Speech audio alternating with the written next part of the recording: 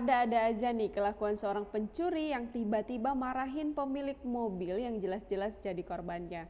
Pencuri ini memarahi korbannya lantaran si korban meninggalkan anaknya di dalam mobil yang dia curi. Kejadian lucu terjadi saat seorang pencuri memarahi pemilik mobil yang ia curi.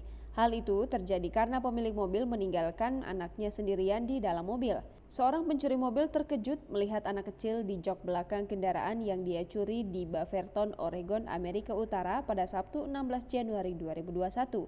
Berdasarkan keterangan kepolisian Oregon, pencuri yang kaget melihat ada anak di mobil yang dicuri, lantas kembali ke tempat dia mengambil mobil curiannya.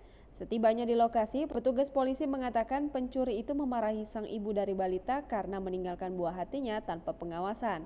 Melansir AP News, tak lama setelah mencuri tersebut meluapkan emosinya, dia langsung pergi. Rupanya pemilik mobil tersebut pergi ke toko kelontong yang berjarak sekitar 4,5 meter dari mobil. Juru bicara polisi Beaverton, Matt Henderson mengatakan, anak kecil itu masih berusia 4 tahun, berada di dalam mobil dengan mesin yang masih menyala dan kendaraan tidak terkunci. Seorang karyawan toko memberitahu pihak berwenang bahwa wanita tersebut berada di toko kelontong hanya beberapa menit sebelum seseorang membawa pergi kendaraan sport utility Facial. Henderson mengatakan wanita itu tak melakukan kesalahan apapun, dia berada dalam jangkauan penglihatan dan suara anak itu.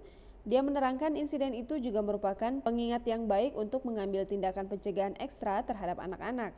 Kendaraan curian itu ditemukan beberapa jam kemudian di Portland, tetapi polisi masih mencari pencurinya. Tersangka dikatakan berusia 20-an atau 30-an dengan rambut dikepang coklat atau hitam dan masker wajah berwarna-warni. Polisi mengatakan siapapun yang memiliki informasi tentang pencurian itu harus menghubungi departemen tersebut.